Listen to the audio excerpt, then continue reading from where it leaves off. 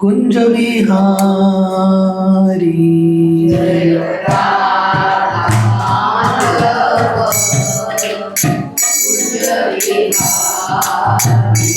जय राधा माधव कुंज बिहारी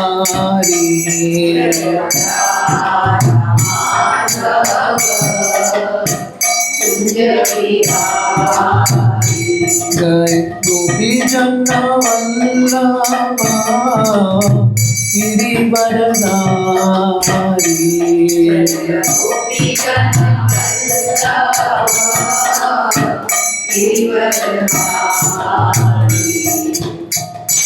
यशोदानंदन व्रज जनरंजन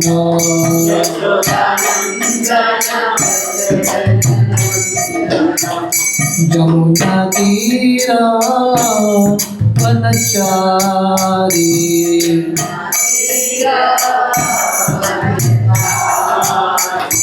जमुना तीरा वनचारी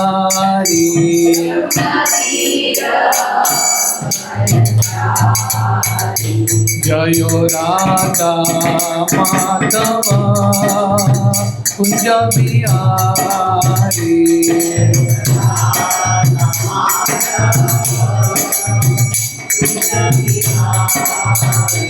जय गोपी जन वल्लभा गिरिवरधारी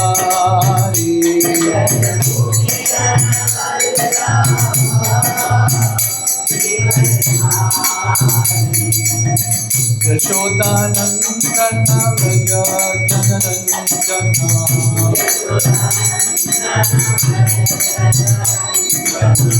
जमुना तीरा वनचारी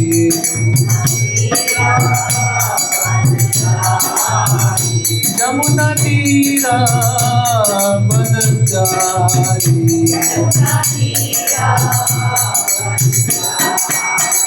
जय राधा माधव कुंज बिहारी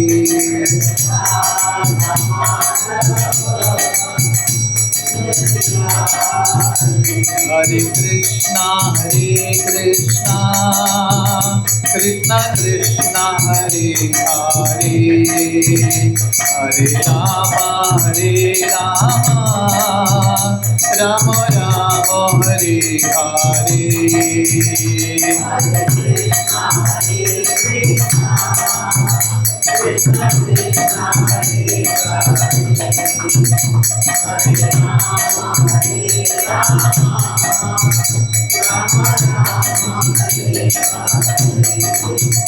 हरे कृष्णा कृष्णा कृष्णा हरे हरे हरे राम राम राम हरे हरे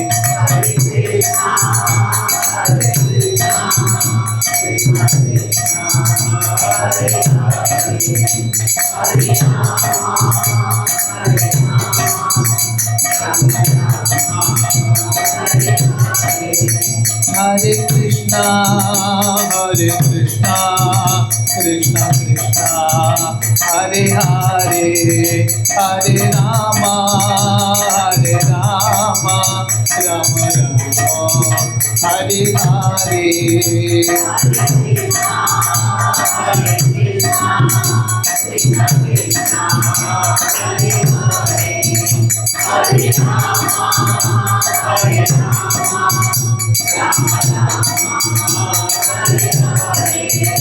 जय राधा गोपीनाथ राधा गोपीनाथ राधे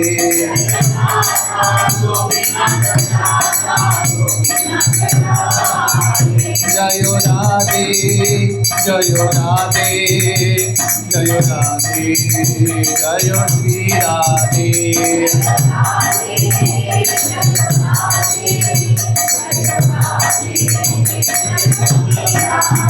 जय जगन्नाथ जगन्नाथ बलदेवा मैया सुभद्रा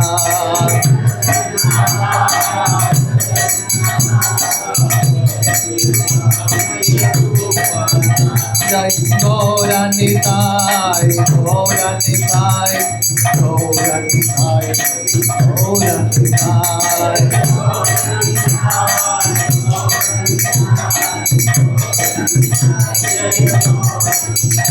जय जय प्रभुपाद प्रभुपाद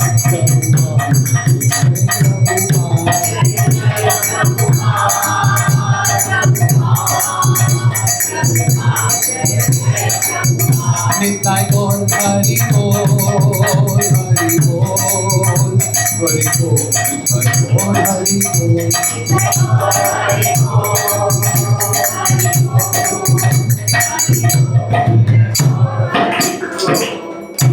हरिनाम संकीर्तन की जय। ओम अज्ञानतिमिरान्धस्य ज्ञानाञ्जनशलाकया चक्षुरुन्मिलितं येन तस्मै श्रीगुरवे नमः। श्रीचैतन्यमनोभीष्टं स्थापितं येन भूतले स्वयं रूप कदा मह्यं ददाति स्वपदान्तिकं। वन्देऽहं श्रीगुरो श्रीयुताः पदकमलं श्रीगुरून् वैष्णवांश्च श्रीरूपं साग्रजातां सहगना रघुनाथान्वितं तं सजीवं साद्वैतं सावधूतं परिजनासहितं कृष्णचैतन्यदेवं श्रीराधा कृष्णपादान् सहगना ललिता श्रीविशाखान्वितंश्च।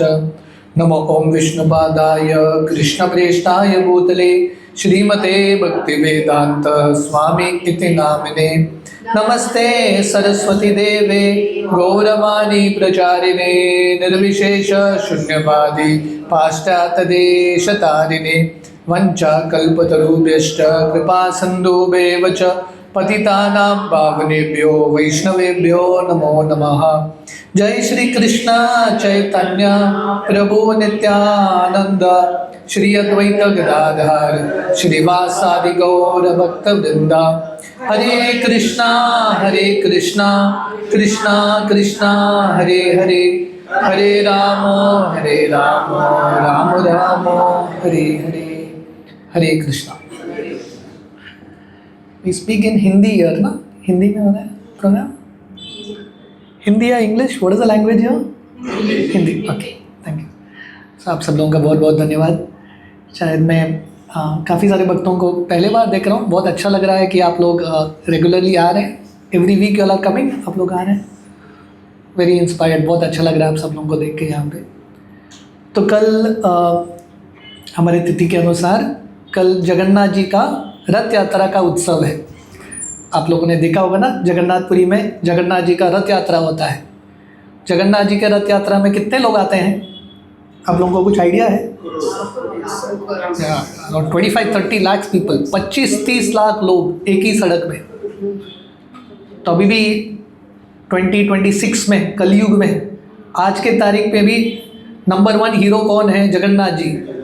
किसी फिल्म स्टार, मूवी स्टार के लिए इतने लोग इकट्ठा होते हैं क्या? कोई नहीं। सो जगन्नाथ जी स्टिल द हीरो।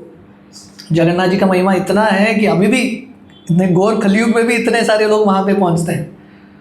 और सब एक स्पेशल चीज़ है कि वो रथ यात्रा के लिए, जैसे यहाँ पे हम रथ यात्रा करते हैं, थोड़ा एडवर्टाइजमेंट करते हैं। जगन्नाथपुरी में रथ यात्रा के लिए कोई एडवर्टाइजमेंट नहीं करता, पर कहाँ से लोग आते हैं पता नहीं, where people come from. So tomorrow is a very special day. कल बहुत शुभ दिन है। तो आज मैं आप लोगों को संक्षिप्त में जगन्नाथ जी के कहानी के बारे में बताऊंगा। जगन्नाथ जी को ये रूप कैसे मिलता है और जगन्नाथ जी के रथ यात्रा का कहानी क्या है और हमारे लिए सीख क्या है। और जगन्नाथ जी के रथ यात्रा कल जब हम भाग लेंगे तो हमको जगन्नाथ जी के प्रति प्रार्थना क्या होना चाहिए, हम श्रवण करने का प्रयास करेंगे। तो ये कहानी इस प्रकार है कि एक बार सत्ययुग में एक राजा थे जिनका नाम था राजा इंद्रद्युम्न। ये अवंतीपुर के राजा थे। अवंतीपुर मतलब आज का उज्जैन, मध्य प्रदेश में आता है। तो उस समय राजा इंद्रद्युम्न जो थे पूरी दुनिया के सम्राट थे। उनके पास बहुत सारा ऐश्वर्य था, सब कुछ था। फिर भी वो भगवान के इतने महान भक्त थे। उनकी ज़िंदगी में एक ही तीव्र इच्छा था और उनका इच्छा क्या था, मुझे ये ज़िंदगी में भगवान को देखना है, आई वॉन्ट टू सी कृष्णा, मुझे भगवान का दर्शन करना है। और राजा सोच रहे थे कि अगर मुझे भगवान का दर्शन नहीं होगा तो मेरे ज़िंदगी का कुछ फ़ायदा नहीं है। तो यहाँ से हम सीखते हैं, हम सबकी ज़िंदगी में आगे जाके राजा इंद्रद्युम्न को भगवान का दर्शन होता है, पर भगवान का दर्शन होने से पहले वो इच्छा तीव्र होना बहुत इम्पोर्टेंट है, डिज़ायर है कि नहीं। तो हम सबके मन में इच्छा है क्या, तीव्र इच्छा भगवान को देखने का। अगर वो इच्छा तीव्र है, भगवान कुछ ना कुछ अरेंजमेंट करेंगे और धीरे धीरे आपको भगवान का दर्शन होगा। So that power to desire is very very important. तो राजा इंद्रद्युम्न जो थे, उनके मन में बहुत तीव्र इच्छा था, मुझे भगवान का दर्शन करना है। और वो सोच रहे थे भगवान का दर्शन कैसे होगा, कहाँ पे होगा। और क्योंकि उनका इतना तीव्र इच्छा था, एक दिन एक यात्री उनके महल में पहुंचते हैं और ये यात्री बोलते हैं, मुझे पता है भगवान कहाँ है और मैं आपको बताऊंगा। मैं हमेशा बताता हूँ, this is called the ask and receive formula. इसका अर्थ क्या है, अगर आपका प्रश्न, आपका इच्छा बहुत ही स्ट्रांग है, सामने से एक उत्तर आता है। कैसा आएगा, कौन से माध्यम से आएगा, हमको पता नहीं। तो क्योंकि राजा का इतना तीव्र इच्छा था, भगवान ने एक यात्री को उनके महल में भेज दिया। और ये यात्री बोलते हैं, नीलाद्रि करके एक स्थान है, वहाँ पे मैंने जंगलों के बीच में भगवान का दर्शन किया है और भगवान का नाम है नील माधव। हाँ, भगवान कृष्ण कौन से कलर के हैं, श्याम वर्ण या नील वर्ण। तो भगवान का नाम है नील माधव, बहुत सुंदर स्वरूप है, साक्षात भगवान का दर्शन मुझे हुआ है, आप भी जाइए भगवान का दर्शन कीजिए। तो राजा इंद्रद्युम्न बहुत खुश हो गए, अभी उनको आंसर मिल गया, भगवान है नीलाद्रि में नील माधव के रूप में दर्शन दे रहे। तो राजा ने क्या किया, उनके एक मंत्री थे जिनका नाम था विद्यापति। विद्यापति को बोला, आप आगे जाइए, आप पहले भगवान का दर्शन करके आइए, कंफर्म कीजिए, क्योंकि यात्री ने बोला है सही है गलत है पता नहीं, आप जाके कंफर्म करके आना, उसके बाद मैं आऊँगा, अपने सब सेना सब कुछ भगवान को समर्पित करूँगा। तो राजा का ये भाव था, वो भगवान को अल्टीमेटली सब कुछ समर्पित करना चाहते थे। He wanted to give everything, क्योंकि भगवान ने जो हमको दिया है उन्हीं के कृपा से मिला है कि नहीं। अगर भगवान की कृपा नहीं होता तो हमारे पास कुछ नहीं। तो हमारा कर्तव्य क्या है, प्रेम से भगवान ने जो दिया है भगवान को समर्पित करना। तो ये राजा का तीव्र इच्छा था। तो राजा के कहने पे ये विद्यापति जो है घोड़ा लेके निकलते हैं। अब अवंतीपुर उत्तर भारत से धीरे धीरे दक्षिण भारत की ओर आते हैं और उड़ीसा में एक स्थान है नीलाद्रि, उस समय पूरे जंगलों के बीच में था। और ये जो विग्रह थे, एक विग्रह थे भगवान के जिनका नाम है नील माधव। तो यहाँ पे हम देखते हैं, तो ये यात्री क्या बोलते हैं, मैंने भगवान का दर्शन किया, पर एक्चुअली उन्होंने किसका दर्शन किया, भगवान के विग्रह का दर्शन किया। मतलब क्या, भगवान के जो विग्रह हैं भगवान से अभिन्न है। अगर हमारे पास वो भाव है, वो विश्वास है, भगवान ये विग्रहों में हमारे साथ आदान प्रदान करेंगे। तो विद्यापति जब नीलाद्रि पहुंचते हैं, वो क्या देखते हैं, उस समय शबर ग्रुप था। शबर मतलब ऐसे लोग जो सुअरों की देखभाल करते हैं, है कि नहीं, मतलब वेरी आदिवासी ऐसा एक कम्युनिटी था शबर। वो जो लोग थे ये विग्रह की सेवा कर रहे थे चुपचाप, ऐसा पब्लिक के लिए दर्शन नहीं था, सिर्फ प्राइवेट दर्शन होता था। और वो शबर जात के हेड थे, प्रमुख थे राजा, उनका नाम था विश्ववासु। और ये विश्ववासु क्या कर रहे थे, उन्होंने किसी को अलाउ नहीं किया भगवान का दर्शन करने के लिए। वो दर्शन करते थे और उनके लोग करते थे और कोई अलाउड नहीं। तो विद्यापति सोच रहे थे, मैं आया हूँ इतना दूर पर मुझे भगवान का दर्शन नहीं हो रहा है, तो अभी क्या करें, क्योंकि विश्ववासु इनको लेके नहीं जा रहे हैं। तो विद्यापति क्या करते हैं, भगवान का दर्शन प्राप्त करने के लिए, राजा को मदद करने के लिए विश्ववासु की लड़की के साथ विवाह कर देते हैं, विवाह कर लेते हैं। और ये विद्यापति कौन थे, ब्राह्मण कुल के थे, वो ये शबर जात के पुत्री के साथ विवाह कर लेते हैं। और विवाह करने के बाद एक दिन, क्योंकि अभी फैमिली रिलेशन हो गया, तो एक दिन अपने पत्नी को बोलते हैं, आपके पिताजी को बताना विश्ववासु को मुझे भगवान का दर्शन करना है। तो उनकी पत्नी जो है वो जाके अपने पिता को बोलती है विश्ववासु को, मुझे इनको लेके जाना विद्यापति को। तो विश्वासु लेके जाते हैं, पर क्या करते हैं, आंखों में पट्टी बांध के भगवान के पास लेके जाते हैं। जैसा होता ना पुराने ज़माने में फिल्म में होता था है कि नहीं। तो इस प्रकार विद्यापति को लेके जाते हैं, और जब विद्यापति नीलमाधव का दर्शन करते हैं, भगवान के सामने आके पट्टी खोल दिया, विद्यापति जो हैं इतने खुश हैं भगवान का दर्शन प्राप्त करके, इतने सुंदर भगवान का स्वरूप था। और विद्यापति ने क्या किया, जब वो जा रहे थे उन्होंने राई के बीज जो है बीच रास्ते में डाल दिया ताकि उनको वो रास्ता पता चले। तो विद्यापति ने भगवान का दर्शन कर लिया, वहाँ से वो भाग के आते हैं अवंतीपुर, और राजा इंद्रद्युम्न बोलते हैं चलो मैंने भगवान का दर्शन कर लिया, कंफर्म हो गया, आप मेरे पीछे आना। तो राजा इंद्रद्युम्न जो हैं अपने पूरे सेना सबको लेके आते हैं भगवान का दर्शन करने के लिए। और जब वो मंदिर पहुंचते हैं, मंदिर का द्वार खोलते हैं, राजा इंद्रद्युम्न आए हैं, वो क्या देखते हैं, विग्रह है ही नहीं, नो डेटी, नीलमाधव करके विग्रह है ही नहीं। तो राजा सोच रहे थे मैं इतना दुर्भाग्यशाली हूँ, इतने दूर से आया हूँ पर विग्रह का दर्शन ही नहीं, तो वो बहुत दुखी हो गए। तो दोनों राजा और विद्यापति, उनको क्या लगता है शायद विश्ववासु ने छुपा लिया डेटी को, क्योंकि उसको पता चल गया ये विद्यापति जाके अभी राजा को लाएगा, तो इसने छुपा लिया। तो दोनों राजा और मंत्री विश्ववासु को गिरफ्तार करते हैं।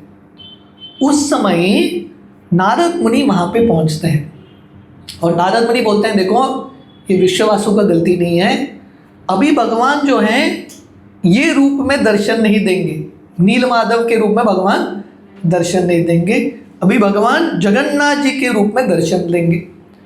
पर उसके लिए आपको क्या करना पड़ेगा राजा इंद्रद्युम्न, आप पहले एक बहुत बड़ा मंदिर बांधना, मंदिर बांध के आप ब्रह्मा जी को जाके बुलाना मंदिर का उद्घाटन करने के लिए, और धीरे धीरे भगवान और एक रूप में प्रकट होंगे। तो राजा इंद्रद्युम्न नारद मुनि के कहने पे वहीं पे एक अद्भुत बहुत विशाल मंदिर बनाते हैं, और वहाँ से नारद मुनि के साथ ब्रह्मलोक जाते हैं ब्रह्मा जी को इनवाइट करने के लिए, क्योंकि मंदिर का उद्घाटन करने के लिए एक पुरोहित लगते हैं, एक बहुत महान व्यक्ति लगता है। तो ब्रह्मा जी बोलते हैं ठीक है मैं आऊँगा, पर क्योंकि वो ब्रह्मलोक जाके आए, समय बीत गया धरती पे, क्योंकि टाइम बहुत रिलेटिव है कि नहीं, ब्रह्मलोक में थोड़ा क्षण जाएंगे तो यहाँ पे युग बीत जाते हैं। तो राजा इंद्रद्युम्न जब वापस आए, उन्होंने क्या देखा, यहाँ पे उनके जनरेशन्स बीत गए, बहुत सारा पीढ़ी बीत गया, और जब वो वापस आए मंदिर भी रेत में ढक गया था, और किसी को पता नहीं राजा इंद्रद्युम्न करके कोई है भी, जनरेशन्स ऑफ पास्ट। तो कहने का अर्थ है अभी हम जगन्नाथ जी का दर्शन करते हैं, जगन्नाथ जी के रथ यात्रा में भाग लेते हैं, किसी एक व्यक्ति ने पूरे अपने परिवार को भी सैक्रिफाइस कर लिया जगन्नाथ जी का दर्शन हम सबको देने के लिए। तो कुछ भी महान चीज़ करने के लिए महान सैक्रिफाइस भी लगता है, बिना सैक्रिफाइस के कुछ नहीं होता। जैसे शिला प्रभुपाद हमारे इस्कॉन के फाउंडर आचार्य, अभी हम इस्कॉन के संस्था का लाभ ले रहे हैं, है कि नहीं, पर ये सब संस्था था ही नहीं, अभी सब फैसिलिटीज़ हैं, मंदिर है, प्रसाद है, सब कुछ है।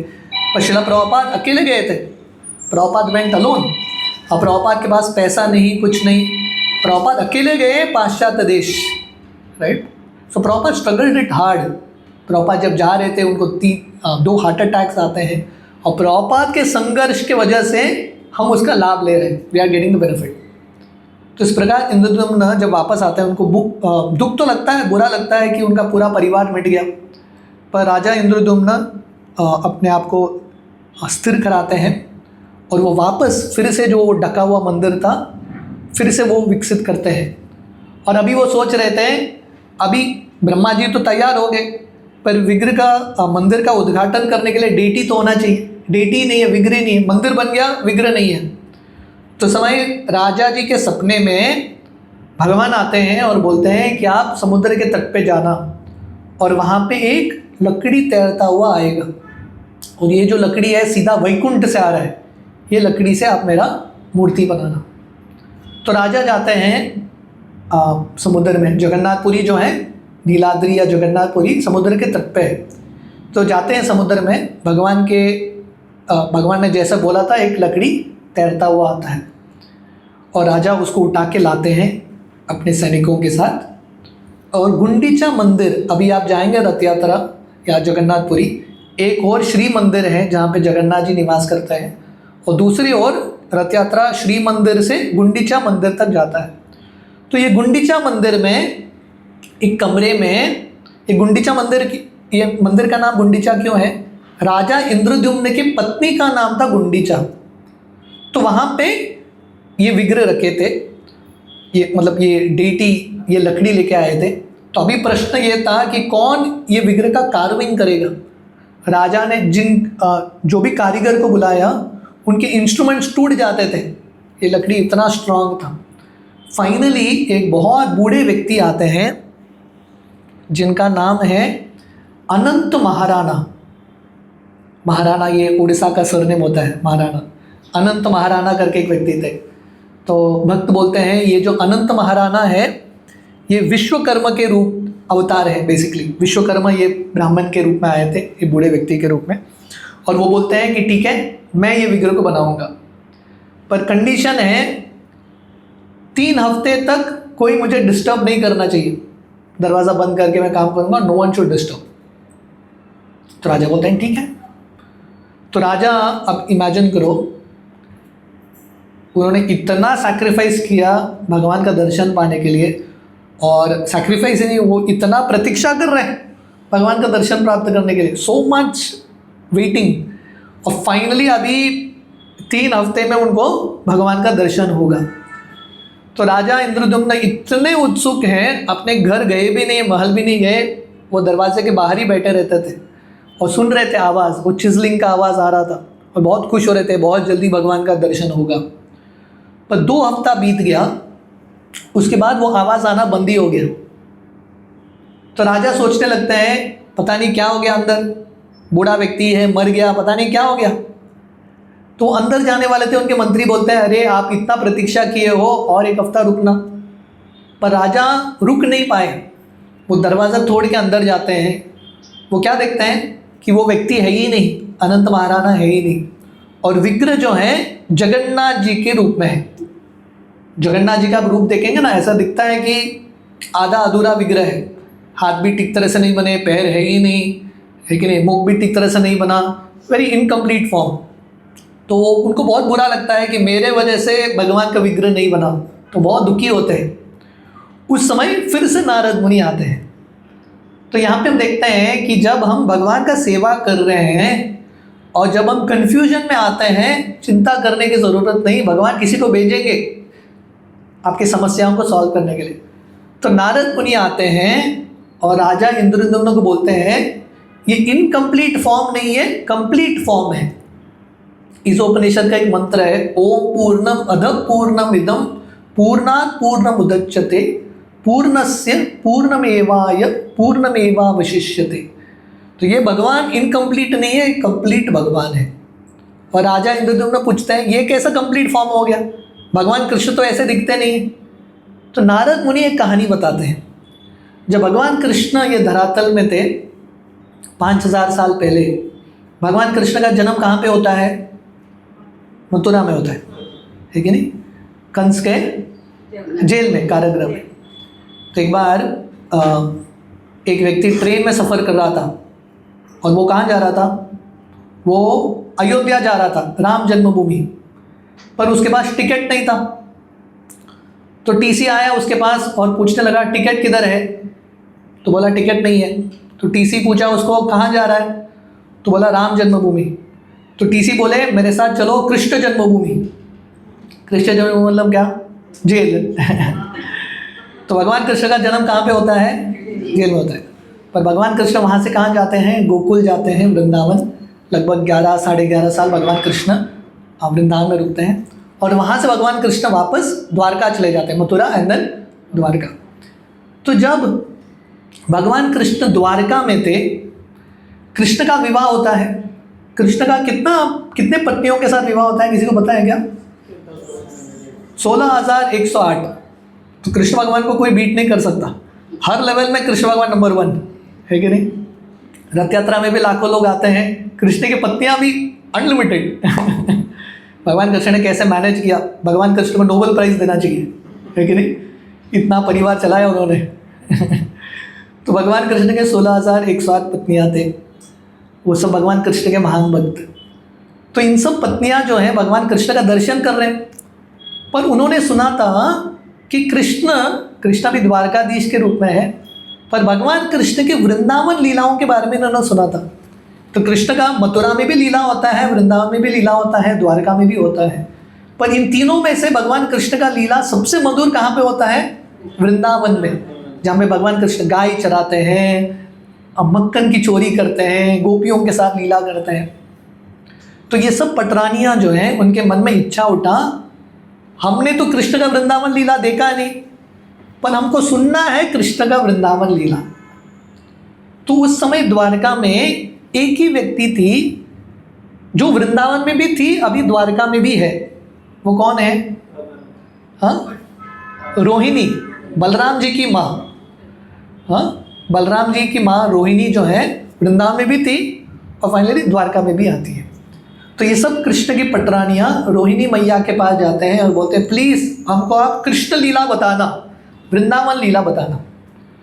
तो यहाँ पे आप बहुत इंपॉर्टेंट चीज़ देखते हैं, जब भगवान कृष्ण ये धरातल पे भी थे उस समय भी कृष्ण के भक्त कृष्ण के कथा का आश्रय लेते थे। ऐसा नहीं कि कृष्ण के जाने के बाद ही कृष्ण कथा शुरू होता है, उस समय भी कृष्ण कथा का प्रथा था। तो रोहिणी मैया बोलती है ठीक है, मैं कृष्ण कथा बताऊंगी, वृंदावन लीला बताऊंगी, पर एक कंडीशन है, कृष्ण और बलराम नहीं आने चाहिए, क्योंकि कृष्ण और बलराम आ गए तो मैं बता नहीं पाऊंगी। हाँ, वो लोग भी इमोशनल हो जाएंगे, मैं भी इमोशनल हो जाऊंगी, मैं कंटिन्यू नहीं कर पाऊंगी। उस समय कृष्ण और बलराम जी की बहन का नाम क्या है? सुभद्रा मैया। सुभद्रा मैया बोलती है ठीक है, मैं संभाल लूँगी अपने दो भाइयों को। तो सुभद्रा सिक्योरिटी के रूप में गेट में खड़ी हो जाती है और रोहिणी मैया शुरू करती है कृष्ण लीला, वृंदावन लीला। वृंदावन लीला इतना मधुर है क्योंकि ब्रजवासी भगवान कृष्ण से इतना प्रेम करते हैं। जब भगवान ये लीला तो चल रहा था और कृष्ण के सब पटरानियाँ इतने मग्न होके तल्लीन होके सुन रहे हैं। भगवान कृष्ण और बलराम जी कुछ इंपॉर्टेंट कार्य कर रहे थे द्वारका में। जब उनको वो वाइब्रेशंस मिला, इंग्लिश में होता है ना वाइब्स, जब भगवान कृष्ण को थोड़ा बहुत समझ में आया कि कृष्ण वृंदावन लीला चल रहा है, कृष्ण और बलराम जी जो हैं दोनों अपने अपने रथ में बैठ के भागते हुए आते हैं ये सभा में वृंदावन लीला सुनने के लिए। तो यहाँ पे हम देखते हैं कि कृष्ण का अर्थ क्या है? Anyone knows what is the meaning of Krishna? What does Krishna mean? Krishna means all attractive. भगवान कृष्ण मतलब सबको आकर्षित कर सकते हैं। जैसे मैं बता रहा था, जगन्नाथ जी इतने आकर्षक हैं, लाखों लोगों को अट्रैक्ट करते हैं, है कि नहीं? नहीं तो कौन पुल कर रहा है उनको? गवर्नमेंट तो पैसा नहीं दे रहा लोगों को आने के लिए, कौन पुल कर रहा है उनको? Krishna is pulling all of them. तो कृष्ण लोगों को अट्रैक्ट करते हैं, पर भगवान कृष्ण किससे अट्रैक्ट होते हैं? कृष्ण, उनके कथा से कृष्ण अट्रैक्ट होते हैं। मतलब क्या? कृष्ण से भी ज़्यादा आकर्षक है भगवान कृष्ण का कथा, क्योंकि भगवान कृष्ण की कथा में कृष्ण का भी गुणगान होता है और उसके साथ साथ कृष्ण के महान भक्तों का गुणगान होता है। वृंदावन लीला मतलब कृष्ण लीला और साथ ही साथ ब्रजवासियों का भक्ति, उनका समर्पण, उनका प्रेम। तो भगवान कृष्ण और बलराम जी आकर्षित होके वो सभा में आते हैं और दोनों सुभद्रा के दोनों पक्ष में खड़े हो जाते हैं। और वृंदावन लीला इतना मधुर था, भगवान कृष्ण और बलराम जी और सुभद्रा ये लीला सुन सुन के एक्सटेसी में चले जाते हैं। आप लोग एक्सटेसी समझते हैं? एक्सटेसी मतलब आनंद का सबसे ऊंचा सीमा, इसको एक्सटेसी बोलते हैं। हाँ, bliss, then there is ecstasy, highest level. वो एक्सटेसी के अलग अलग सिम्टम्स होते हैं। सिम्टम्स क्या है? आंख बड़ा हो जाता है, हाथ पैर सिकुड़ जाता है, बाल खड़े होते हैं। These are symptoms of ecstasy, right? जब व्यक्ति बहुत कुछ अद्भुत चीज़ का अनुभव करता है ना, बहुत आनंद का अनुभव करता है, these are the ecstasies that happen. तो कृष्ण, बलराम और सुभद्रा ऐसे महाभाव बोलते हैं उसको। भाव मतलब इमोशन, महाभाव मतलब वेरी हाई इमोशन। इतना इमोशन में चले जाते हैं, तीनों का ये स्वरूप हो जाता है। जगन्नाथ, बलदेव, सुभद्रा जगन्नाथ बलदेव के हाथ पैर अंदर चले जाते हैं, आंख बड़े बड़े हो जाते हैं। तो ये कृष्ण कथा का इफेक्ट है। और जब भगवान ने ये रूप लिया था द्वारका में, नारद मुनि ये रूप का दर्शन करते हैं। और नारद मुनि भगवान से प्रार्थना करते हैं, मैंने आपके बहुत सारे अवतार देखे, भगवान का अलग अलग रूप है ना, राम के रूप में, नरसिम्हा के रूप में, वामन के रूप में, पर नारद मुनि बोलते हैं ऐसा अद्भुत रूप मैंने अब तक नहीं देखा, क्योंकि ये जो रूप है बहुत ही कृपालु रूप, महाभाव रूप है, जहाँ पे भगवान कृष्ण बहुत उदार दिल के है, बहुत खुश है। होता है ना, जब पहले ज़माने में जब राजा, उसके घर में बच्चा ही नहीं हुआ है, बहुत साल बाद जब बच्चा होता है ना, जो व्यक्ति उसको जाके समाचार देता है कि राजा आपको बच्चा हो गया, राजा क्या करता है, इतना खुश है, करोड़ों रुपए उसको दे देता है। होता है ना, जब someone is very happy just gives. तो ये जो रूप है जगन्नाथ जी का, ये बहुत स्पेशल रूप क्यों है, क्योंकि जगन्नाथ जी ये रूप में बहुत खुश है। अब जगन्नाथ जी का रूप देखेंगे ना, smile is very big, Jagannath Balram is very happy, क्योंकि वृंदावन के बारे में सुन रहे हैं, राधा रानी के बारे में सुन रहे हैं। तो भगवान कृष्ण इतने खुश हैं, आप उनसे कुछ भी मांगो वो दे देंगे। So very very merciful form of Jagannath. तो नारद मुनि बोलते हैं मेरा एक ही प्रार्थना है, आप ये दर्शन सबको देना, है कि नहीं। हम नारद मुनि के स्थान में होते थे, हम भगवान को बोलते थे भगवान आपने मुझे दर्शन दिया और किसी को मत देना। नारद मुनि उनका दिल भी बहुत बड़ा है, बोलते भगवान आप सबको देना दर्शन। तो भगवान बोलते हैं आप चिंता मत करो, कलयुग में मैं यही रूप में जगन्नाथपुरी में निवास करूंगा। तो नारद मुनि ये कहानी किसको बताते हैं, किसको बता रहे हैं नारद मुनि, राजा इंद्रद्युम्न जो भी दुखी है, अरे ये तो आधा अधूरा रूप है। नारद मुनि बोलते हैं नहीं, भगवान कृष्ण का इच्छा था यही रूप में वो अवतार लेना चाहते थे, अभी आपके माध्यम से वो ये रूप में दर्शन देंगे। तो राजा इंद्रद्युम्न ब्रह्मा जी आते हैं वहाँ पे, सभी देवता, और स्नान पूर्णिमा के दिन, आज कल रथ यात्रा है, रथ यात्रा के 15 दिन पहले स्नान पूर्णिमा होती है। स्नान पूर्णिमा जगन्नाथ जी का जन्मदिन माना जाता है। उस दिन स्नान बेदी में जगन्नाथ बलदेव सुभद्रा का स्नान होता है और उनका प्राण प्रतिष्ठा कौन करते हैं, ब्रह्मा जी, शिव जी, सब देवता मिलके करते हैं। तो देयरफॉर जगन्नाथ जी इसको जगन्नाथ, जगन्नाथ का अर्थ क्या है, पूरे जग के नाथ हैं। अभी भी आप में से कोई गए हैं Jagannathpuri, anyone has gone to Jagannathpuri. Jagannathpuri में जगन्नाथ जी हैं, जगन्नाथ बलदेव सुभद्रा, सामने गरुड़ स्तंभ है, दोनों पक्ष में, दोनों साइड में आप देखेंगे ना ब्रह्मा जी और शिव जी का चित्र है, सभी देवताओं का। तो सभी देवता अभी भी आते हैं जगन्नाथपुरी में। तो माना जाता है अलग अलग मनुष्य का रूप लेके मेनी मेनी डेमिगॉड्स कम जगन्नाथ जी का दर्शन करने के लिए। तो ये जगन्नाथ जी का कहानी है, कैसे जगन्नाथ जी को ये अद्भुत बहुत करुणामयी रूप मिलता है। तो जगन्नाथ जी पतित पावन, कलयुग के लोगों का खासियत क्या है, पतित, एवरीवन इज फॉलन, सब लोग गिरे हुए हैं, है कि नहीं।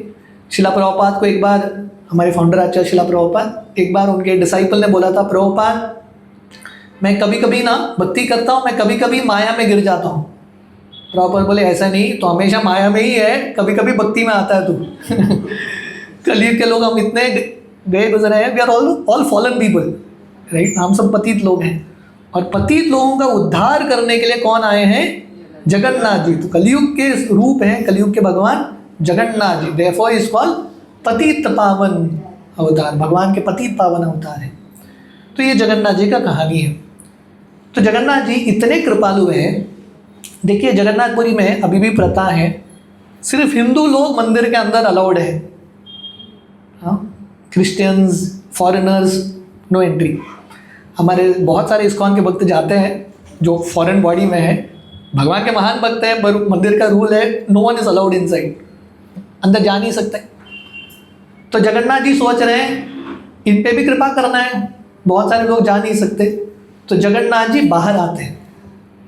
हम अक्सर ये उदाहरण देते हैं, जनरली पेशेंट ना डॉक्टर के पास जाते हैं, पर जब पेशेंट बहुत बीमार है, जा नहीं सकता, डॉक्टर आते हैं पेशेंट के पास। सो जगन्नाथ जी इज लाइक दैट, जो लोग अंदर नहीं जा सकते, जगन्नाथ जी बोलते हैं ठीक है मैं ही आता हूँ बाहर आप लोगों को दर्शन देने के लिए। So Jagannath ji comes out and gives darshan to everyone. So Jagannath ji का रथ यात्रा का उसके पीछे कहानी इस प्रकार है। एक्चुअली रथ यात्रा आनंद का उत्सव है, जगन्नाथ जी बाहर आ रहे हैं, पर उसके पीछे भी बहुत गुह्य कारण है। तो जैसा मैंने बताया था, भगवान कृष्ण द्वारका में रुके, वृंदावन से निकले थे कृष्ण। जब भगवान कृष्ण वृंदावन से निकले थे, कौन आए कृष्ण भगवान को लेने के लिए मथुरा, किसी को पता है? कृष्ण भगवान को वृंदावन से मथुरा लेने के लिए कौन आए थे? अक्रूर जी। आप लोगों ने सुना है ये? कृष्ण के अंकल है अक्रूर जी, कंस ने भेजा था उनको। तो भगवान कृष्ण जब वृंदावन से निकल रहे थे अक्रूर जी के रथ पे बैठ के, सब गोपियां जो है कृष्ण के रथ को घेर लेते हैं और बोलते हैं कृष्ण आप मत जाना, आप जाएंगे तो हम मर जाएंगे। तो भगवान कृष्ण बोलते हैं चिंता मत करो, मैं 1-2 असुर हैं उनको मैं मार के मैं जल्दी आऊँगा। पर भगवान कृष्ण आए ही नहीं। 100 साल बीत गए, कृष्ण भगवान वृंदावन आए ही नहीं। भगवान कृष्ण चले गए, द्वारका में शादी हो गई। एक बार शादी हो गया तो व्यक्ति भूल ही जाता है सब कुछ, है कि नहीं? Another life only. तो कृष्ण भगवान के एक नहीं इतने सारे पत्नियां आते, कृष्ण भगवान द्वारका में रह गए और भगवान को भी अवसर नहीं मिला, इनको भी अवसर नहीं मिला। तो जब भगवान कृष्ण द्वारका में थे, एक बार सूर्य ग्रहण का समय था।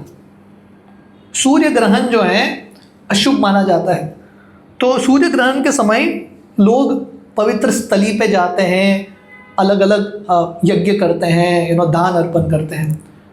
तो कुरुक्षेत्र, ये कुरुक्षेत्र के युद्ध के पहले कुरुक्षेत्र एक पवित्र स्थान माना जाता है, धर्म क्षेत्र कुरुक्षेत्र, क्योंकि वहाँ पे जो भी धार्मिक कार्य करते हैं उसका हजारों गुना ज़्यादा फल मिलता है। तो यदुकुल के जितने भी निवासी थे द्वारका के, उन सब लोगों ने निश्चय किया था अभी सूर्य ग्रहण है, हम सब कुरुक्षेत्र में जाएंगे, समंत पंचक अलग अलग स्थान पे स्नान करेंगे और दान इत्यादि करेंगे। तो जब वृंदावन के निवासी को, क्योंकि द्वारका तो बहुत दूर, वृंदावन उत्तर भारत, द्वारका गुजरात, तो व्रजवासी तो द्वारका जा नहीं पा रहे थे, है कि नहीं? तो उनको लग रहा भगवान कृष्ण आएंगे, पर कृष्ण भगवान आए नहीं। तो कुरुक्षेत्र जो है वृंदावन से काफ़ी नज़दीक है। तो जब व्रजवासियों को समाचार मिला कि कृष्ण आने वाले हैं कुरुक्षेत्र, तो व्रजवासी भी निकले वृंदावन से कुरुक्षेत्र, और कुरुक्षेत्र में 100 साल बाद वो भगवान कृष्ण से मिल रहे हैं सब व्रजवासी। All of them are meeting Krishna. Bhagavatam में वर्णन आता है ये जो यूनियन था, ये जो मिलन था, बहुत ही इमोशनल, वेरी वेरी इमोशनल। और ये सब भक्तों से मिलने के बाद भगवान कृष्ण अपने दोस्तों से मिलते हैं, अपने माता पिता से मिलते हैं। उस समय श्रीमती राधा रानी और गोपियाँ भगवान कृष्ण को एकांत स्थान में लेके जाते हैं, और राधा रानी और भगवान कृष्ण के साथ वार्तालाप चल रहे हैं। और राधा रानी भगवान कृष्ण को देख रही है, पर भगवान कृष्ण को देख के उतना खुश नहीं है राधा रानी, क्योंकि क्या है, वृंदावन में भगवान कृष्ण का वेशभूषा कैसा था? भगवान कृष्ण पगड़ी पहनते थे, मोर का पंख था, इस प्रकार, है कि नहीं? भगवान कृष्ण वर्णमाला पहनते थे, साधारण वेश था, गोप वेश। और यहाँ पे भगवान कृष्ण कौन से वेश में है? राजा वेश में है, ऊपर से नीचे सोने से सज्जित। राधा रानी बोलती है हे कृष्ण, हम आपसे मिलके खुश हैं, पर ये रूप पे देख के हम खुश नहीं हैं, ये राजा वेश हमको सूट नहीं होता। हमारा इच्छा है कि आप वापस वृंदावन आओ और फिर से व्रजवेश या गोप वेश धारण करो, वही वेश में हम आपको देखना चाहते हैं। तो श्रीमती राधा रानी और सब गोपियाँ क्या करते हैं, भगवान कृष्ण को मनी मन एक रथ में बिठाते हैं और भगवान कृष्ण को खींच के लेके आते हैं कुरुक्षेत्र से Vrindavan. And that's what the रथ यात्रा इज। रथ यात्रा मतलब जैसे मैंने बताया था, रथ यात्रा जगन्नाथपुरी में श्री मंदिर से शुरू होता है और गुंडीचा मंदिर तक जाता है। श्री मंदिर द्वारका या कुरुक्षेत्र को संबोधित करता है। श्री मंदिर मतलब क्या? जहाँ पे लक्ष्मी स्वामी है। द्वारका में स्वामिनी कौन है? लक्ष्मी स्वामिनी है। वृंदावन में स्वामिनी कौन है? श्रीमती राधा रानी। तो लक्ष्मी मंदिर से, श्री मंदिर से जगन्नाथ जी राजा के रूप में उनका सेवा होता है वहाँ पे। तो जगन्नाथ जी को राधा रानी और सब गोपियाँ खींच के लेके आते हैं रथ में। कहाँ पे? गुंडीचा मंदिर। ये गुंडीचा मंदिर जो है ना, ये वृंदावन है, दिस वृंदावन। अब दोनों मंदिर देखेंगे, श्री मंदिर बहुत ही बड़ा है, वेरी वेरी ह्यूज। गुंडीचा मंदिर बहुत छोटा मंदिर है, बहुत सारे बगीचों से भरा है। पर ये मंदिर जो है, जैसा द्वारका और वृंदावन, दोनों में बहुत फर्क है। द्वारका में ऐश्वर्य बहुत है, पर वृंदावन में सरल चीज़ है। वृंदावन में सब वन है, गाय है, ऐश्वर्य नहीं है, पर वहाँ पे प्रेम है। The love is very intense. तो ये रथ यात्रा का उत्सव है जहाँ पे हम श्रीमती राधा रानी और गोपियों को असिस्ट कर रहे हैं भगवान कृष्ण को कुरुक्षेत्र या द्वारका से वृंदावन लेके आना। क्योंकि भगवान कृष्ण, जैसा मैंने बताया था, सबसे ज़्यादा खुश भगवान कृष्ण कहाँ पे हैं? वृंदावन धाम में है कि नहीं? भगवान कृष्ण के लिए द्वारका ऑफिस है, पर भगवान कृष्ण के लिए घर कौन सा है? वृंदावन। तो भगवान कृष्ण द्वारका में भी थे, भगवान कृष्ण बहुत साल द्वारका में रुके। द्वारका में भी भगवान कृष्ण रात में जब सोते थे ना, भगवान कृष्ण वृंदावन वृंदावन गोपियाँ गोपियाँ जब करते थे। So Krishna was physically in Dwarka, but mentally Krishna was always in Vrindavan, क्योंकि भगवान कृष्ण को ब्रजवासियों के प्रति, वृंदावन के प्रति इतना प्रेम है। और वर्णन आता है जब भगवान कृष्ण जगन्नाथ जी जो हैं रथ में बैठ के श्री मंदिर से गुंडीचा मंदिर जाते हैं, 9 दिन गुंडीचा मंदिर में रुक के वापस आते हैं। वर्णन आता है वो गुंडीचा मंदिर में जगन्नाथ जी का दर्शन करना बहुत ही स्पेशल है, क्योंकि जगन्नाथ जी सबसे ज़्यादा खुश और सबसे ज़्यादा दयालु गुंडीचा मंदिर में ही है। So that's the idea of रथ यात्रा, जहाँ पे हम श्रीमती राधा रानी और गोपियों को असिस्ट कर रहे हैं, जगन्नाथ जी को, भगवान कृष्ण को वृंदावन लेके आना। This the meaning, this the so ये जो रथ यात्रा है ना, it is actually a very intimate pastime. ये बहुत गुह्य लीला है और शिला प्रभुपाद के असीम कृपा से हमको ये रथ यात्रा में भाग लेने का अवसर मिल रहा है। तो जब हम रथ यात्रा रथ को खींचते हैं, we should have this mood, हम राधा रानी को असिस्ट कर रहे हैं, गोपियों को असिस्ट कर रहे हैं, भगवान कृष्ण को वृंदावन लेके आना। और इसका और एक अर्थ है, जब हम रथ खींचते हैं, हमारा ये इच्छा है, जैसा मैंने बताया भगवान कृष्ण सबसे ज़्यादा खुश कहाँ पे हैं? वृंदावन में। तो हमारा इच्छा ये होना चाहिए कि हमारा हृदय भी वृंदावन बने। और जब हम रथ यात्रा में भाग लेते हैं, रथ खींचते हैं, हमारा ये प्रार्थना होना चाहिए, भगवान आप मेरे हृदय में आके निवास कीजिए। अभी हम सबका हृदय वृंदावन है या कुरुक्षेत्र है? बहुत झगड़ा चल रहा है ना अंदर, है कि नहीं? स्टिल कुरुक्षेत्र लीला चल रहा हमारा, दैव असुर संग्रह, lot of fights going on. पर हमारा ये प्रार्थना होना चाहिए कि भगवान मेरा हृदय क्या बनना चाहिए? वृंदावन, मोर मन वृंदावन, और heart should become like Vrindavan. और हम इच्छा होना चाहिए कि भगवान आप आके हमारे हृदय में निवास कीजिए, please stay in our house, stay in our hearts. आज का जो दिन है, कल रथ यात्रा का उत्सव है, आज गुंडीचा मार्जन बोलते हैं, जब श्री चैतन्य महाप्रभु, वही कृष्ण भगवान, वही जगन्नाथ जी 5000 साल पहले आए कृष्ण के रूप में, 500 साल पहले वही कृष्ण भगवान चैतन्य महाप्रभु के रूप में आए। और महाप्रभु भी जगन्नाथपुरी में रुके थे काफ़ी साल, और महाप्रभु रथ यात्रा में भाग लेते थे। रथ यात्रा के एक दिन पहले आज के तिथि में उसको गुंडीचा मार्जन बोलते हैं। अभी जगन्नाथ जी श्री मंदिर से गुंडीचा मंदिर जा रहे हैं, तो महाप्रभु को लगा वो गुंडीचा मंदिर साफ होना चाहिए, तो महाप्रभु अपने सब भक्तों के साथ जाके मंदिर की सफाई करते हैं। और भगवान ये बताना चाहते हैं, अगर हम चाहते हैं कि भगवान हमारे हृदय में निवास करें, हमारा हृदय कैसा होना चाहिए? शुद्ध होना चाहिए कि नहीं? शुद्ध होना चाहिए। So we have to clean our hearts. अशुद्ध स्थान पे भगवान आते नहीं हैं। Our heart should be clean. और हमारे हृदय को हम कैसे शुद्ध करें? कुछ निरमा है, डिटर्जेंट है, हृदय में डाल के शुद्ध कर सकते हैं, चेतना को शुद्ध कर सकते हैं। What we can do? हृदय को कैसे शुद्ध करें? भगवान के नाम का जप, chant the Holi names of Krishna, right? तो वही श्री चैतन्य महाप्रभु ने शिक्षाष्टकम बताया है, राइट? और ये शिक्षाष्टकम करके 8 श्लोक हैं महाप्रभु बताएं।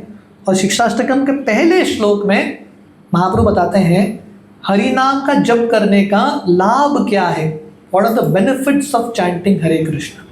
ठीक है, so I just explain this verse.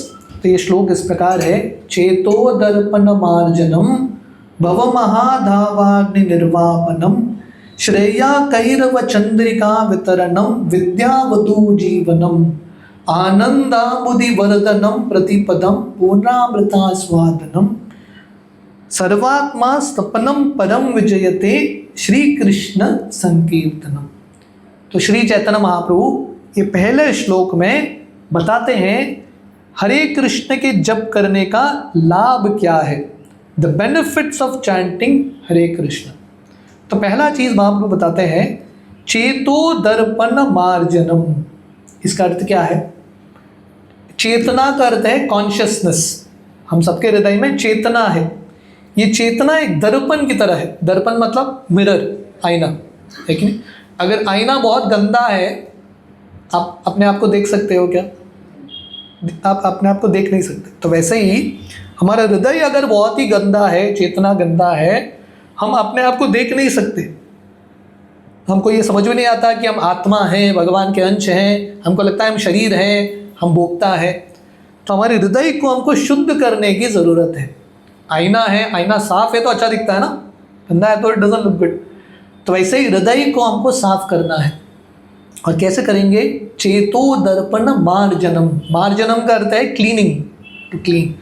तो जब हम नाम जप करते हैं, नाम जप करने का पहला एडवांटेज है हमारा हृदय जो है शुद्ध होता है। Our heart becomes clean. Srila Prabhupada ने यह संस्था International Society for Krishna consciousness 1965 में प्रभुपाद ने अमेरिका न्यूयॉर्क में शुरू किया।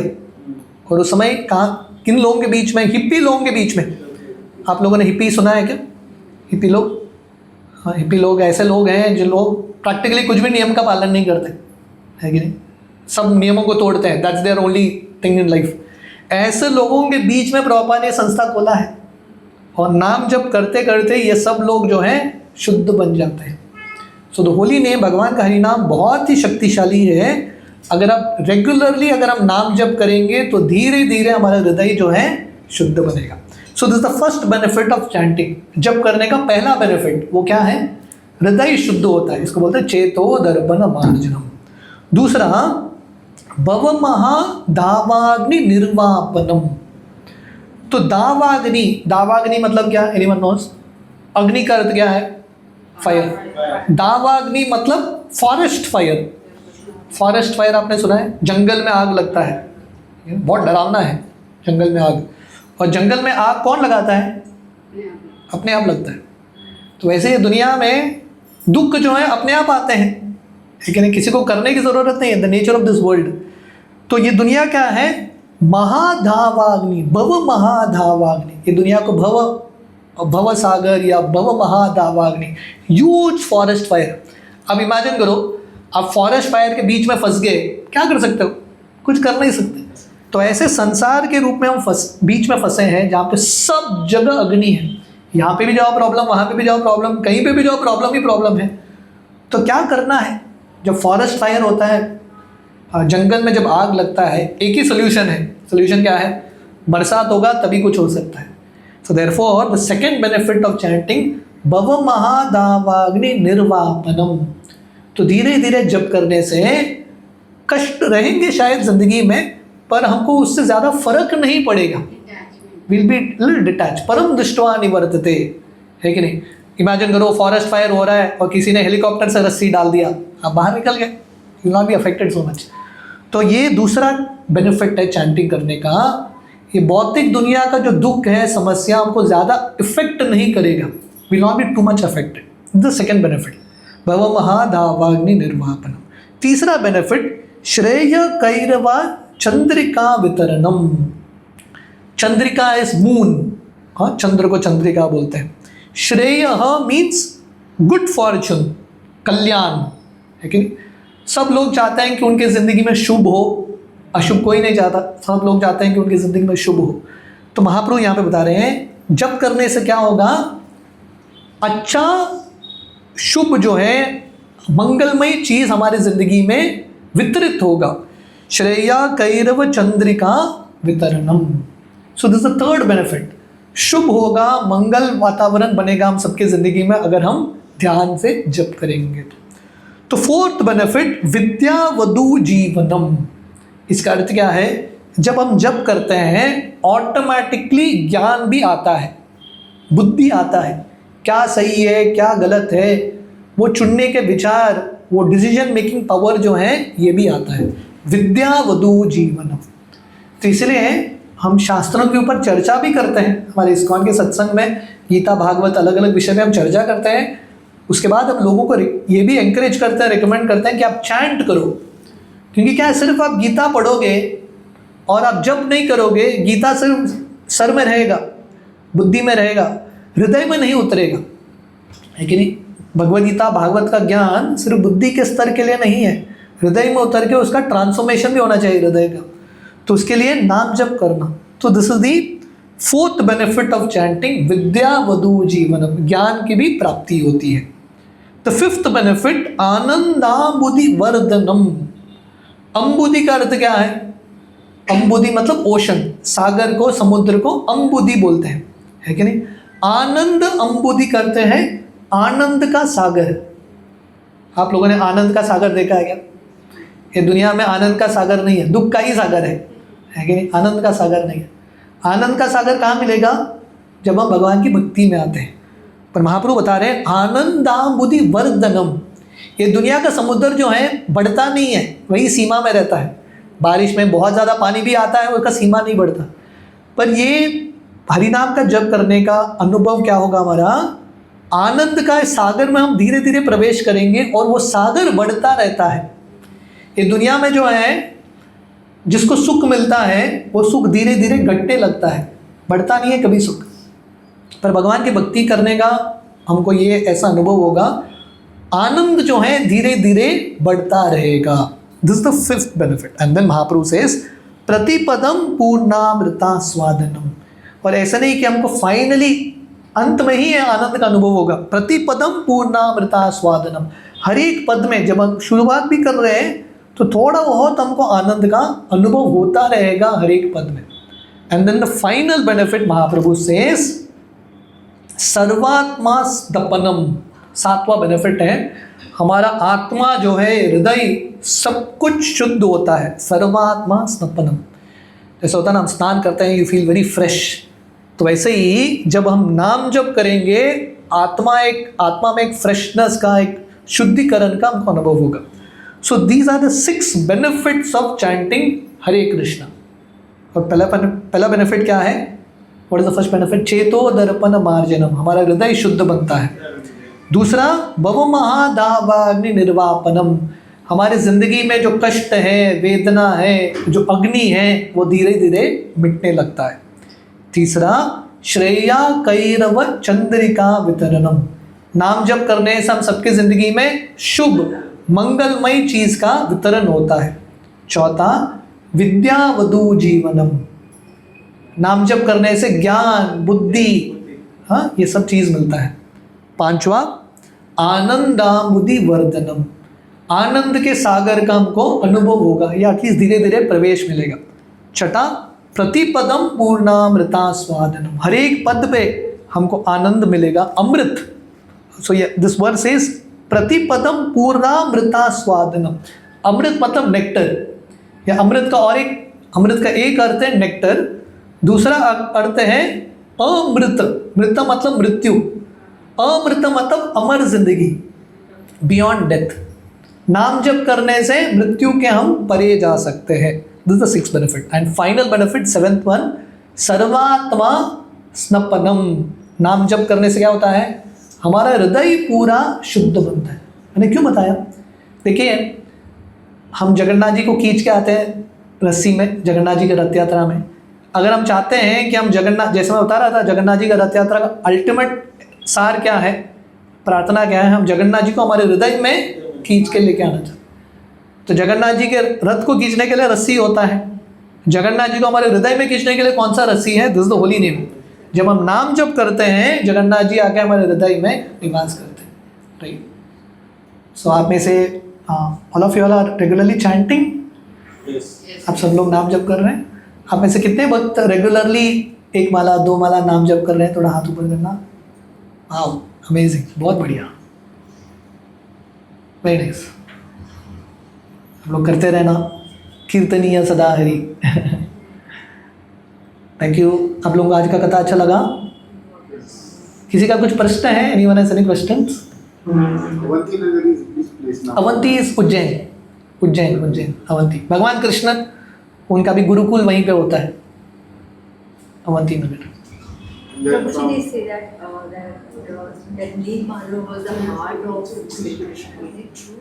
हाँ, ये बोलते हैं कि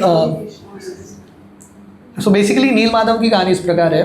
देखिए, अभी का समय ना, ब्रह्मा जी का आयु 100 साल होता है, 100 ईयर्स, मतलब उनके ब्रह्मलोक का 100 साल। वर्णन आता है कि 50 साल तक भगवान जो है नील माधव के रूप में दर्शन देते हैं और 50 ब्रह्मा जी के 50 साल होने के बाद वही भगवान जो है जगन्नाथ जी के रूप में दर्शन देते हैं। तो अभी के ब्रह्मा जी का उम्र है, अभी जो ब्रह्मा जी है ना, ये ब्रह्मांड के, उनका उम्र है 50 ईयर्स, क्रॉस 50। इसलिए नील माधव का दर्शन अभी नहीं होता, अभी भगवान जो है जगन्नाथ जी के रूप में दर्शन देता है। तो माता जी के भी प्रश्न है, लोग बोलते हैं जगन्नाथ जी के हृदय में कृष्ण, जगन्नाथ जी के विग्रह के अंदर कृष्ण का हृदय है लगता है। बट आवर अंडरस्टैंडिंग इज या that's also true in one sense, मतलब there is something that they change. जब नलकोवेर होता है विग्रह, हर 12 साल 13 साल में विग्रह चेंज होते हैं, क्योंकि लकड़ी का विग्रह है, दे change the deity, they change that the, वो जो हृदय है वो लेके जाते हैं। बट द पॉइंट इज, हमारा यह सिंपल अंडरस्टैंडिंग है कि जब भी भगवान के विग्रह का प्राण प्रतिष्ठा होता है और वो विग्रह की सेवा होती है, हर एक विग्रह में भगवान निवास करते हैं, can experience Krishna. So that's the idea. बड़ा मंदिर से रथ यात्रा छोटा मंदिर में, what is the distance? Distance is 3-4 mile का डिस्टेंस है, या 1 आई थिंक 2-3 माइल्स, 5-6 किलोमीटर का डिस्टेंस होगा।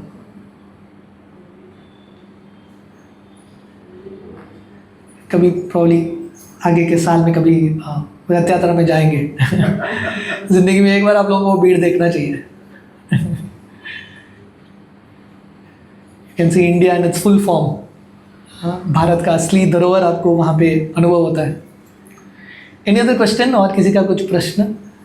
तो कल ओडिया ट्रस्ट के साथ हमारा पैंजिम में रथ यात्रा है, मिरामार से शुरू होके फेरी पॉइंट तक आएगा, उसके बाद हम प्रसाद भी बांटेंगे। एंड देन संडे हम शराव में रथ यात्रा कर रहे हैं जगन्नाथ जी का, आप वहाँ पे भी आ सकते हैं। ठीक है, थैंक यू वेरी मच, आप सबका बहुत बहुत धन्यवाद। बहुत अच्छा लगा आप सब लोगों को देख के, इतने बड़ी संख्या में आप आते हैं और इतने उत्साह के साथ सुन रहे हैं, और सबसे इम्पोर्टेंट आप सब लोग जब कर रहे हैं regularly, I am very happy to hear. Thank you very much. Hare Krishna. Srila Prabhupada की जय। जगन्नाथ बलदेव सुभद्रा मैया की जय। हरे कृष्ण।